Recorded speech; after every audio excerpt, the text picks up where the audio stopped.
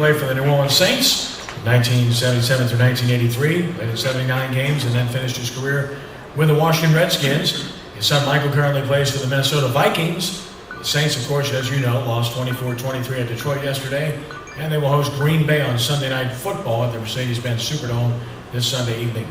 Please give a warm Quarterback Club welcome to Rich Mauti. Rich?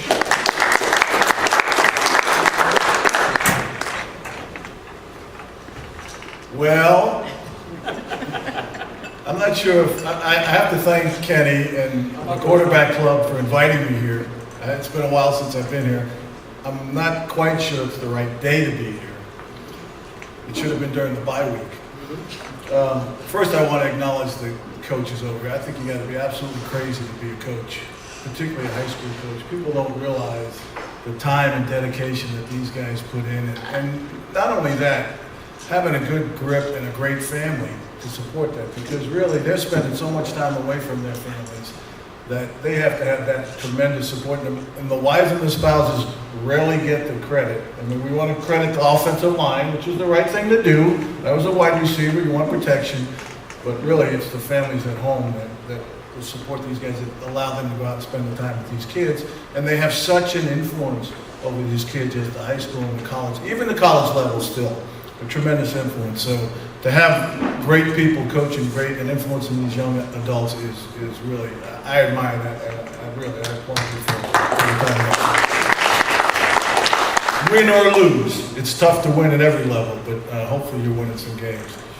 I started writing a few notes down, and then I ran out of paper. So I'm not sure where to go with the Saints. I think,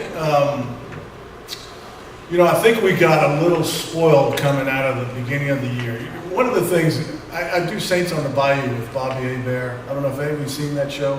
I did a couple of guest appearances last year, and now I do a regular gig with him, which is really quite an interesting feat to be on the same show with Bobby Hebert. I called up Hokey guys, and this is a great story. Mike Detillier does a show, and there's four of us up there talking about the Saints and LSU. And I called up Hokey, who I played with a year or two, way back when. And I said, okay, you guys okay with me coming on? I said, how do you prepare for this? And, what's the deal? And Hokey just said, as always, Richie, don't worry about it. You won't get to say but one line. You're going to have to shut up, Hebert. Bobby does love to talk, but I can tell you what, he's the most prepared guy that I've been around, and he knows his stuff. He's very interesting. But so we talk about the Saints every week, and I think he mentioned earlier when they lost a couple of games early on, he said, they went to this new training camp in West Virginia, wherever they were. And he said, guys were talking in terms of country club and resort. It was such a great experience. And I look back and say, I've never met a football player that went to training camp and enjoyed it. So you kind of look at some little things, and all the coaches all know what I'm talking about, these little things that you start seeing early on with the Saints. In training camp, in preseason, I remember Peyton going crazy. They had, 18 or 20 penalties one game, 22 penalties.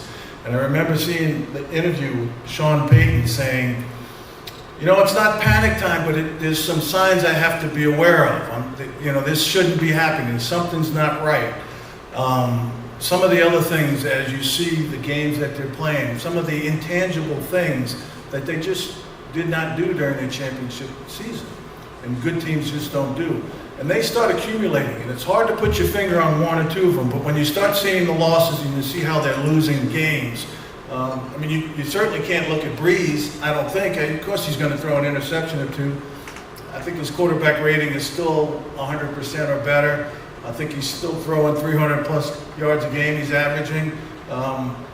He's getting an awful lot of pressure from the offensive line not doing their job or as well as it should be on the pass protection. So I think, and I don't know statistically how many times he's been hit, but he's been getting hit an awful lot for an old guy. And it's still early in the season. That certainly takes its toll. You start, again, the intangible things, you start losing a little bit of confidence. You might pull that trigger a little bit sooner than what he's used to. And he gets rid of it pretty quick generally. Wide receivers dropping passes. There's no excuse to drop a pass at that level. There just isn't. You catch 150, 200 balls a day, there's no excuse. That's unexcusable. I've seen more drop passes, and I love Colston. I mean, look, he's my kind of guy. He's from Long Island, Hofstra University. I used to work out there as a kid. My high school was right next to him.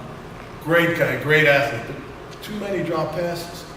Again, I just think it's an intangible. There's something that's not going on in Saints camp this year that has been in the past.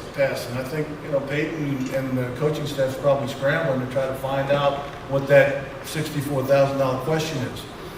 They come out of the bye week and you're looking for the switch to get turned on. We all were. We got spoiled. We said this is going to be the best team. We're thinking Super Bowl. We're coming out of training camp. We got all these great expectations. And boom, we get smacked in the face and we get a reality check. But coming out of the bye week, you say, okay, if it's time to kick in gear now, so it's got to be this week. The Lions are a good football team, but you know what? We could be good too. And they did. I mean, they came out for 3 quarters, 3.5 quarters, whatever it was, and they played pretty darn good football. Had a couple of interceptions. I think they had 2. I'm not sure if that's only 2 out of 3 for the year. But they created a turnover or 2. Of course, they gave up turnovers, which you can't do. But and we said, okay, they've got it. They've got a 13-point lead going in with 4 or 5 minutes left in the game. And then that intangible hits again. And they, whether it's, I don't know if they play prevent defense. I'm not in the locker room. I don't know what kind of defense. Every time I hear that word prevent defense, I start cringing. High school coaches have is that where they learn how to do prevent defense in high school? I think you do. Yeah, I just don't. Psychologically, to me, it's a negative. It's like saying you're going in the off season. Well, the off season is not off season for these guys. You're working out. You're doing great things.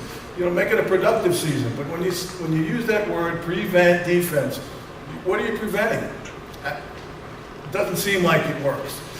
I don't know if the defense is just too complex. You've heard comments that Rob Ryan's defense is a very, very complex defense. It's hard for these players to understand it. Well, last year they understood it. So, is the personnel maybe not in the right place? We paid a lot of money for Bird, and he's hurt. Well, that's just the nature of the beast. That happens.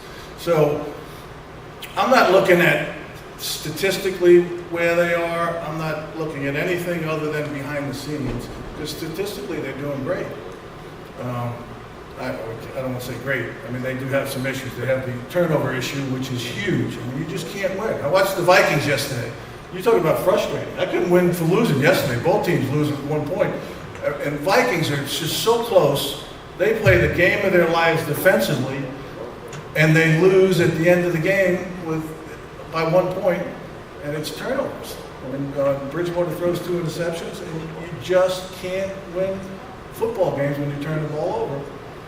And secondly, compound that with 12, I think the Saints had 12 penalties yesterday for 130, 135 yards. Those are discipline things to me. That's not, I mean, it is football, but those are things that are happening from the practice field, in my view. Something's not there. So, all that being said, the Saints are 1 game out of first place, or a game and a half out of first place. I mean, they're in the worst division of all years to be in the worst conference in the league.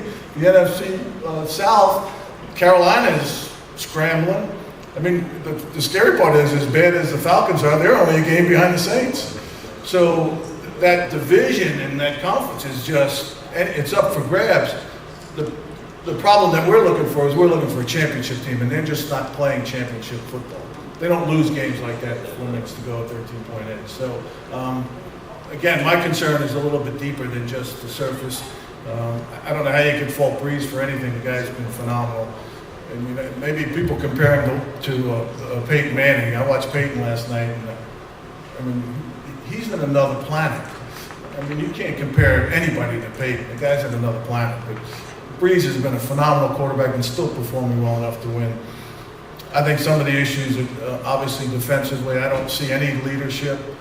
Nobody stepping up on the defensive side of the ball. That's really the guy that's making things happen.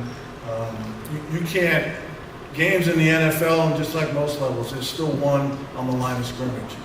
If you can't protect the quarterback and you can't put pressure on the quarterback, particularly in the NFL, you've got to pressure the quarterback. If you can't do that, you're going to have a tough time winning football games.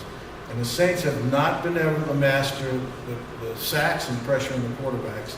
And I don't care what defensive backs you have back there, they can't cover if you can't get pressure. So a lot of components, a lot of variations, a lot of variables going on that I don't know that are correctable moving forward. The great thing is we can still win the division. How far we get,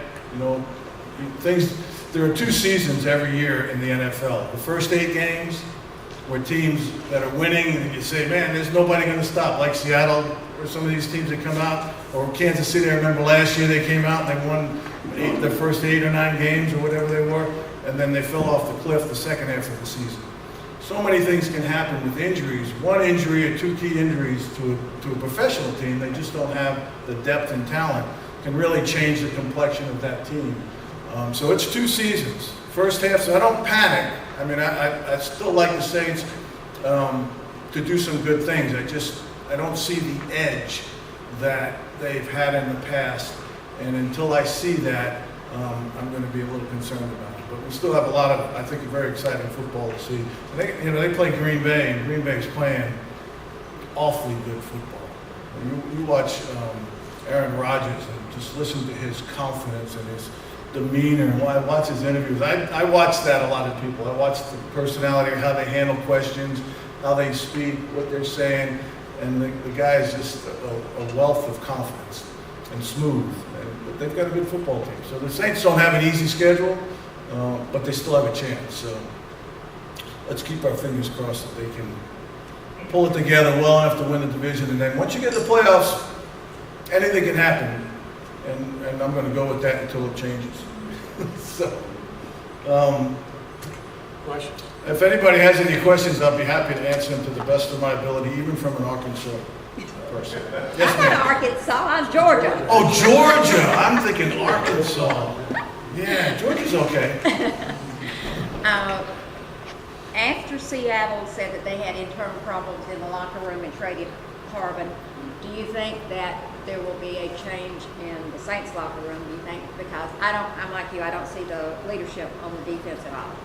So do you think there's some internal problems within the locker room that's because of some high salaries of 2 or 3 players?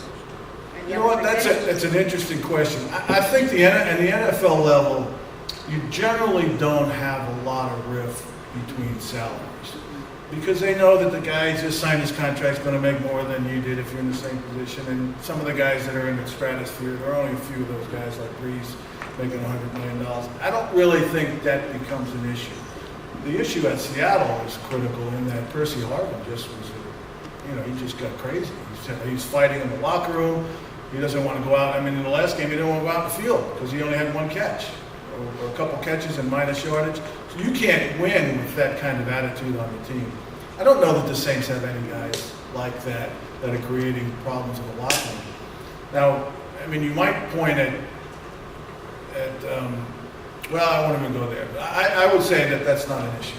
I would say that's not. I don't think Sean Payton would allow that. They wouldn't be lasting very long. I mean, he made a quick move in getting a new defensive coordinator in here because he didn't agree with the philosophy Spagnola. I should know, he's Italian. I can't even say his name. So, good point, and it happens with teams. And obviously, you can see how detrimental that can be to a team. Because this has been going on now a year and a half with Percy Harvin in Seattle. I think the Jets made a heck of a deal. He was big trouble at Florida. It just didn't get publicized. Yeah, they don't change. I'm going to go back to these guys again. It's so critical. I don't understand how people can point at NFL players. I'm going to defend my colleagues. I don't know how you can point at NFL players and think for 1 minute that by the time they get to the NFL level and you pay them several $1 million or whatever you pay them, now you're going to try to change their character. It doesn't happen. If you're not grooming them in high school to be, like I'm hearing right here, coach, you know what? They're going to be disciplined. If they don't have that then, you've got no chance. College is the same way. Colleges are promoting this activity and this behavior.